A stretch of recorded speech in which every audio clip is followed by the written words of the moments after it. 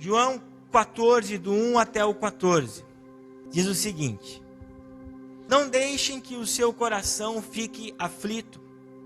Creiam em Deus, creiam também em mim. Na casa de meu pai há muitas moradas. Se não fosse assim, eu lhe teria dito: vou preparar um lugar para vocês. E quando tudo estiver pronto, virei buscá-los, para que estejam sempre comigo, onde eu estiver. Vocês conhecem o caminho para onde vou. Não sabemos para onde o Senhor vai, disse Tomé. Como podemos conhecer o caminho? Jesus disse: eu sou o caminho, a verdade e a vida. Ninguém pode vir ao Pai senão por mim. Se vocês realmente me conhecem, saberiam quem é meu Pai. Mas de agora em diante vão conhecer e ver o Pai. Filipe disse: Senhor, mostra-nos o Pai e ficaremos satisfeitos. Jesus respondeu: Filipe, estive com vocês todo esse tempo e você ainda não sabe quem eu sou? Quem me vê, vê o Pai. Então, por que me pede para mostrar o Pai? Você não crê que estou no Pai e o Pai está em mim? As palavras que eu digo não são minhas palavras, mas de meu Pai, que permanece em mim e realiza as suas obras por meu intermédio. Apenas creiam que eu estou no Pai e que o Pai está em mim. Ou creiam pelo menos por causa das obras que vocês me viram realizar. Eu lhes digo a verdade: quem crê em mim fará as mesmas obras que tenho realizado e até maiores, pois eu vou para o meu Pai. Vocês podem pedir qualquer coisa em meu nome e eu o farei, para que o Filho glorifique o Pai. Sim, peçam qualquer coisa em meu nome e eu o farei. Pai, muito obrigado pela tua palavra. Nós somos gratos, Senhor, por ela. E a minha oração é que nessa noite ela multiplique, Pai, no mínimo 30 e no máximo 100. Para que o nosso coração se regozije em tua presença. Pai, tudo aquilo que tenta roubar de nós as sementes, seja repreendido em nome de Jesus. Que o nosso coração esteja aberto para ouvir a tua palavra. Em nome de Jesus. Como nós avisamos, nós estamos com algumas casas de paz aqui conosco nessa noite. Casas de paz são lugares que nós frequentamos como igreja, ministramos a palavra do Senhor, o Evangelho da Salvação em alguns lares. E o nosso objetivo nessas casas é fazer com que Cristo seja conhecido, reconhecido dentro dos nossos lares. Nós não podemos apenas querer Cristo fora, nos lugares que nós estamos ou frequentamos, como por exemplo, dentro da igreja, ou em uma célula onde eu faço parte, mas o nosso principal objetivo como igreja é fazer com que Cristo seja participante em nossas casas. Essa palavra que eu trouxe de Jesus, é uma palavra que Jesus falou para os seus discípulos quando estava em uma casa. Esse lugar onde Jesus estava é conhecido como cenáculo. Cenáculo tem um significado de um quarto bem alto. Refere-se à localização do local dentro da casa aonde Jesus estava. E nesse local, dentro dessa casa, Jesus com os seus discípulos participaram da Páscoa. E Jesus também instituiu a Santa Ceia. E nós vamos ver de uma forma muito interessante que João, ele fala os acontecimentos que aconteceram nesse lugar, desde o capítulo 13 até o capítulo 17 do seu Evangelho. E nós vamos ver que é a casa onde nós vamos ter mais relatos sobre Jesus quando estava naquele lugar. E é muito interessante que Jesus teve um ministério público durante 3 anos e meio. Jesus falava para grandes multidões. Jesus era um homem que atraía multidões pelas suas palavras, pelos seus milagres, pelos seus sinais. Mas o capítulo 13 de João é como se fosse Jesus fechando a porta do seu ministério público para mostrar ou revelar a intimidade para os seus discípulos. Então Jesus quando quer falar com os seus discípulos, ele entra dentro de uma casa, porque casa significa lugar de intimidade. Casa significa em um lugar resguardado, aonde nós precisamos aprender sobre o Senhor. Jesus não chamou os discípulos, quem sabe, para Getsemane, ou para a montanha onde ele falou as bem-aventuranças. Jesus não chamou os discípulos para um lugar que, quem sabe, eles já tiveram, aonde ele esteve com a multidão, mas Jesus chamou os seus discípulos para a intimidade. Um local onde Jesus sentou ao redor da mesa para revelar coisas que ainda não havia revelado para a grande multidão. O cenáculo é o lugar que antecede a prisão de Jesus. O cenáculo é o lugar que antecede a morte de Jesus e a sua ressurreição. Então, dentro desse contexto que nós lemos, ou é dentro desse contexto, a palavra que nós lemos, que tudo está acontecendo. Jesus, mais uma vez, entre tantos milagres que ele operou nas casas, chama os seus discípulos para mostrar para eu e você, e para todos aqueles que leem a palavra, que casa é um lugar de intimidade. Que casa é um lugar que nós precisamos falar coisas que nós não falamos em público. Casa é o lugar onde nós precisamos nos resguardar para ouvir o querer e a vontade do Senhor. E hoje, ao nós refletirmos sobre esses ensinamentos de Jesus dentro desse local, chamado cenáculo, é importante nós analisarmos que caminho nós estamos tomando como os discípulos de Jesus e como família. Que caminho nós estamos trilhando. E nós jamais podemos esquecer que caminho é sinônimo de destino. O caminho que nós tomamos nos responderá o destino que nós chegaremos. E a tônica desse início do capítulo 14 de João, Jesus fala sobre o caminho que leva a um destino. E Jesus não fala para muitos, Jesus fala na intimidade para com os seus discípulos. Do versículo 1 até o 4,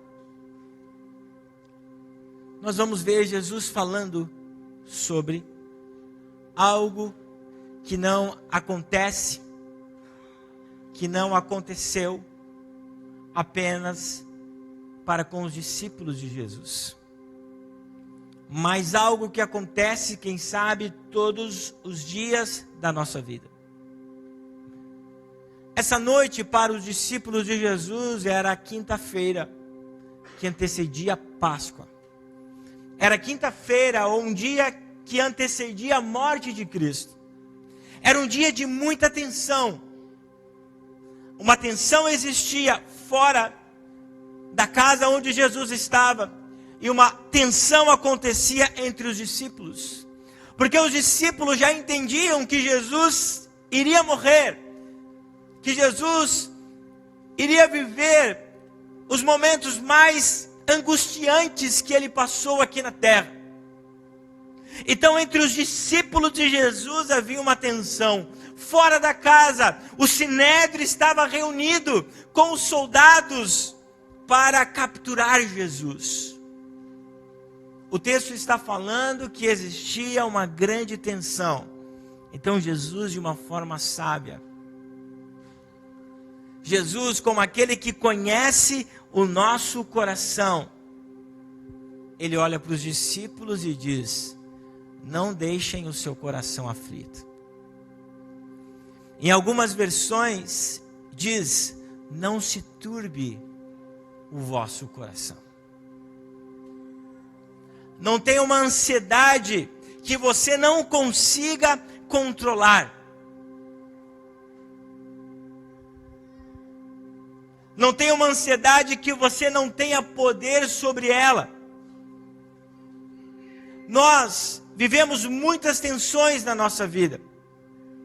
Na família, no trabalho, no dia a dia, dirigindo, existem muitas tensões que têm a tendência de turbar o nosso coração, que têm a tendência de nos deixar angustiados. Por isso que Jesus diz para os discípulos, diante de tudo que está acontecendo aqui dentro da intimidade onde nós estamos, muitas vezes nós vamos ficar com o coração turbado dentro da casa. Na casa os discípulos estavam com os corações aflitos. Fora da casa existiam coisas que queriam atingir os discípulos.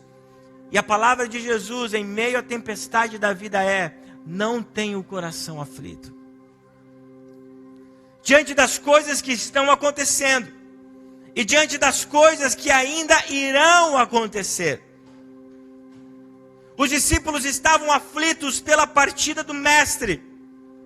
Certamente Jesus também estava aflito, porque em Getsemane nós vamos ver que Jesus estava angustiado.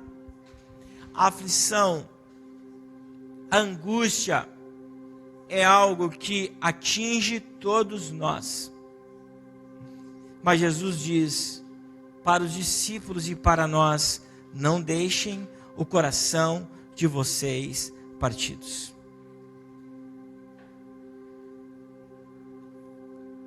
E Jesus não fala apenas a palavra aflição, Jesus fala onde nasce a aflição. Aonde nasce a aflição é o coração.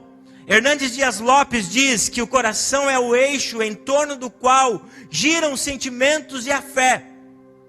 Quando nós estamos com o nosso coração aflito e turbado, a nossa fé com as questões positivas ou negativas estão em conflitos dentro de nós.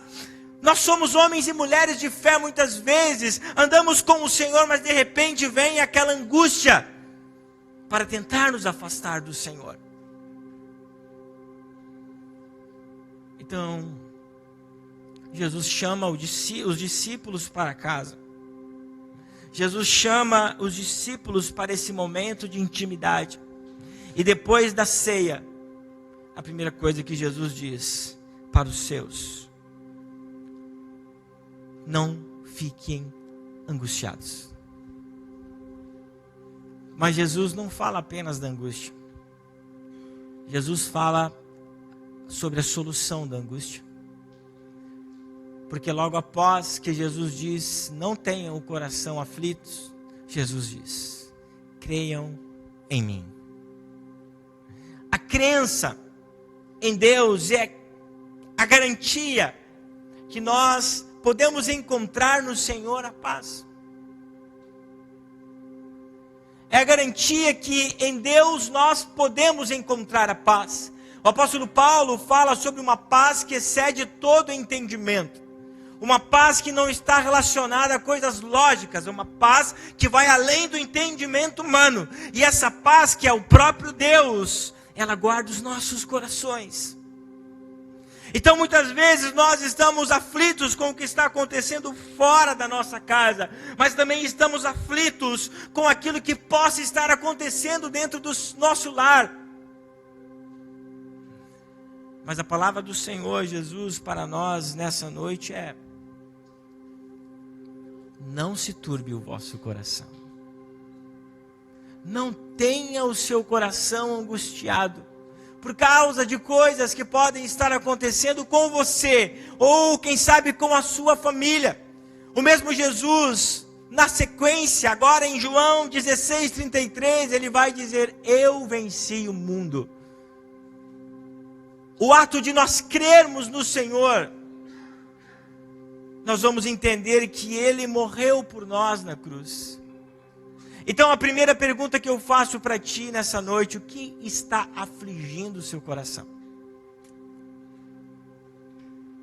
Não é você que vai conseguir solucionar esse problema. A resposta está em crer em Deus. E logo após essas palavras de ter o coração turbado que Jesus tem para com os discípulos, Jesus fala sobre um caminho. Do versículo 4 até o 7.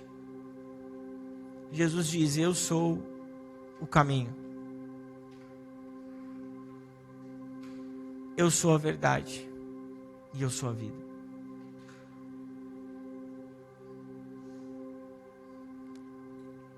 Os discípulos não conheciam ainda esse caminho.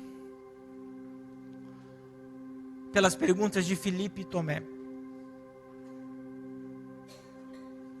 E Jesus faz novamente essa afirmação, dizendo: eu sou.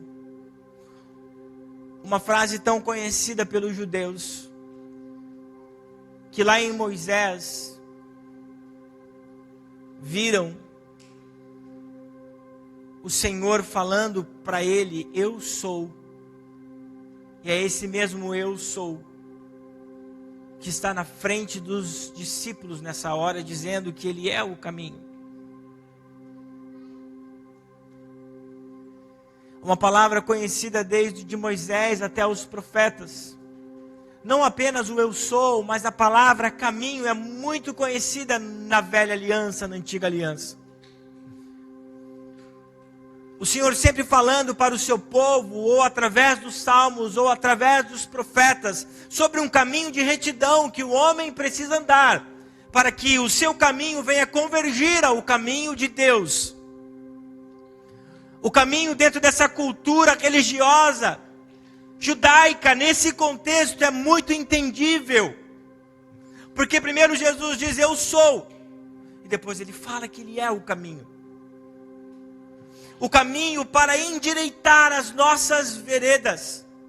Anteriormente, no Sermão da Montanha, Jesus fala sobre 2 caminhos.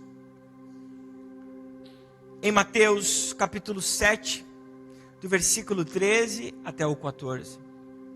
Que existe um caminho que é largo, uma porta que é larga, uma porta e um caminho que todos podem andar, uma porta que nos leva e um caminho para a perdição.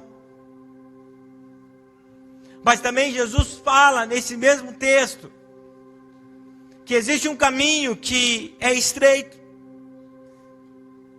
e existe uma porta que é estreita. Nesse caminho que é estreito e que a porta é estreita, nem todos podem andar, ou nem todos querem andar. E logo na sequência, ou um pouco mais à frente, porque aqui no início do ministério de Jesus, Mateus capítulo 7, no final Jesus agora diz: eu sou o caminho. Se vocês querem chegar na porta, que também sou eu, porque ele diz: eu sou a porta das ovelhas, vocês precisam trilhar em cima da minha vontade. Jesus não está dizendo que nos pega pela mão no caminho, mas Jesus está dizendo que nós estamos pisando no caminho que é Ele.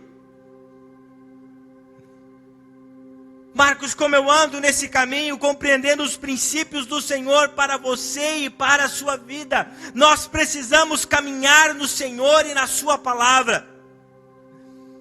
Andarmos nesse caminho representa que nós não estamos sozinhos. Representa que nós jamais ficaremos desacompanhados, porque nós estamos no caminho que é o próprio Deus. Nesse caminho aonde não existe terror, mas existe a graça do Senhor. Ele pode até ser difícil. Pastor, por quê que o caminho é estreito? A resposta é porque a porta é estreita. O caminho nos diminui até chegarmos ao tamanho da porta. O caminho, ele faz de mim e de você alguém preparados para entrar nessa porta. Por isso que o crente muitas vezes tem muitas provações, situações difíceis. É porque Deus está nos diminuindo, nos forjando, fazendo de nós e da nossa casa do tamanho da porta que nós precisamos entrar. Então Jesus diz: eu sou o caminho. E nesse caminho não existe trevas. Nesse caminho existe luz. Porque depois que ele diz eu sou o caminho, ele vai dizer: eu também sou a verdade e a vida. Quem anda por esse caminho experimenta viver a verdade que liberta. Que liberta do quê? Das suas amarras. Nós somos confrontados com quem nós somos. E é impossível nós não entendermos quem somos. E quando entendemos quem somos, precisamos decidir se queremos continuar como estamos ou se queremos ser livres das nossas amarras.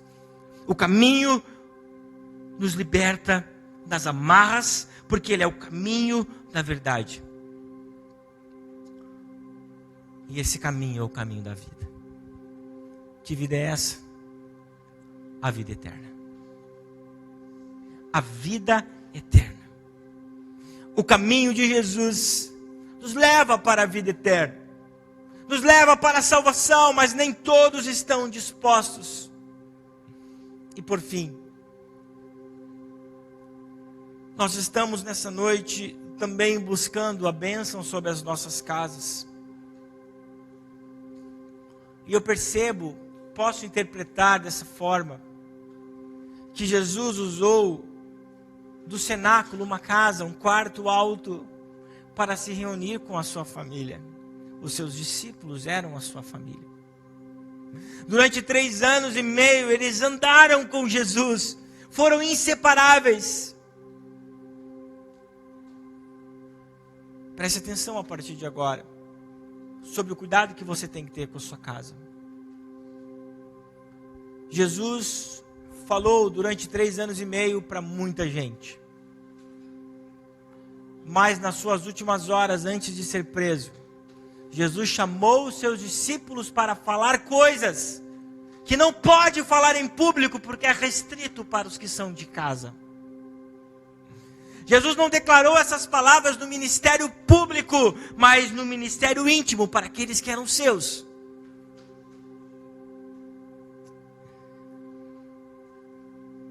E nesse lugar de intimidade, Jesus fala sobre esse caminho. Sabe o que isso quer dizer? Que nós precisamos conduzir as nossas famílias para o verdadeiro caminho. Jesus tirou os discípulos da atenção do mundo que estava lá fora, porque queriam pegá-lo.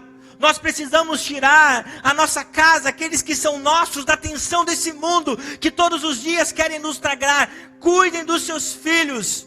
Se você tem recursos, coloque em escolas cristãs. Mas cuide daqueles que estão ensinando para as suas casas, para os adolescentes, para as crianças. É anormal a homossexualidade, é anormal, não aceitamos, não entendemos como bíblico isso. E jamais entenderemos. Nós precisamos tirar os nossos filhos da atenção do mundo e falar sobre eles, sobre o caminho. Jesus ensinou que para as tensões do mundo que envolvem a nossa vida e família existe uma saída. E essa saída é crer no Filho de Deus. Por causa de tudo que acontece, quantas coisas familiares que turbam o seu coração. Quantas coisas que deixam a sua vida aflita.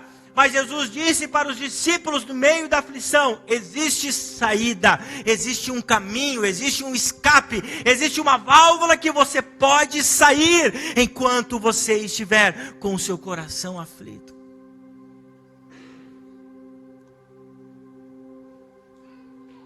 Nossa missão é mostrar o caminho para a nossa família. Cuide com quem você compartilha a sua casa. Cuide com quem você compartilha a sua mesa. Casa é lugar de intimidade. Casa é lugar de nós resguardarmos a nossa família e falarmos que existe um caminho. E que nesse caminho Deus está conosco. Porque Ele é o caminho. Existem 2 caminhos. Existem 2 portas. Olha para mim mais uma vez. Existem 2 caminhos. E existem 2 portas. Um cheio de facilidade. E até fácil de trilhar. Mas que nos leva para baixo. E o para baixo não é emocionalmente, é que nos leva para o inferno. Mas existe o verdadeiro caminho, que é estreito, mas que nos leva para a porta que é estreita e que nos leva para a salvação. O caminho estreito, que é o caminho de Deus. Não porque Deus é mau, não porque cabem apenas algumas pessoas. É que o caminho vai nos colocar, mais uma vez eu digo, no tamanho da porta, para que nós alcancemos a vida eterna. A pergunta que eu faço para você, família, olhem para mim. Você está anunciando o caminho na sua casa? Você está anunciando o caminho para os seus filhos, como Jesus fez com seus discípulos? Você está protegendo eles? Você está confrontando eles? Você está priorizando Jesus na sua casa? Veja que esse caminho, ele é estreito. Não é de facilidades. Ah, pastor, eu preciso ser um mártir. E não. Existe felicidade nesse caminho. E a maior felicidade será quando nós encontrarmos Jesus. A sua casa é um lugar de intimidade. A sua casa é um lugar de cura. A sua casa precisa ser um lugar de libertação. A sua casa precisa ser um lugar onde Jesus é falado, é anunciado. A sua casa precisa ser uma casa de paz. Quem sabe existem muitas casas, como estava a casa de Jesus naquele momento, que era o cenáculo. Todo mundo tenso. Existem conflitos entre pais e filhos, entre filhos e pais, entre irmãos. Perdão que não foram liberados. Traumas. Mas sabe qual é a palavra de Cristo nessa noite para eu e você? Não se turbe o vosso coração. Creia em Deus. Creia também em mim.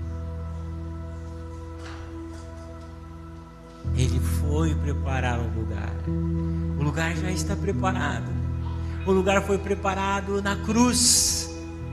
E no domingo de manhã, quando ele ressuscitou, a cama já estava preparada para nós irmos ao encontro do Senhor.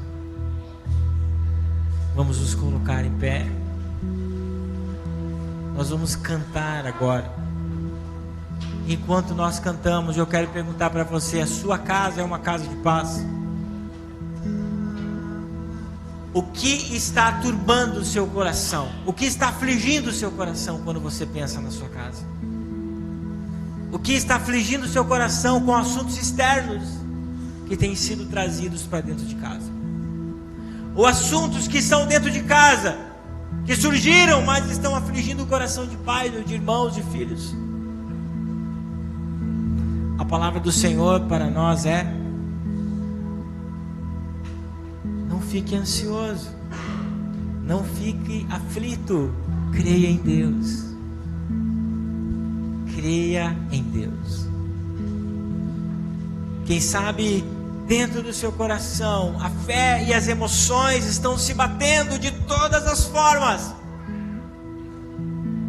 A lógica, a razão com a sua fé no Cristo. Nessa noite ele diz: creia em mim. Feche os teus olhos, enquanto nós vamos cantar e adorar ao Senhor nessa hora. Coloque a sua vida diante do Senhor, a sua casa diante do Senhor, em nome de Jesus.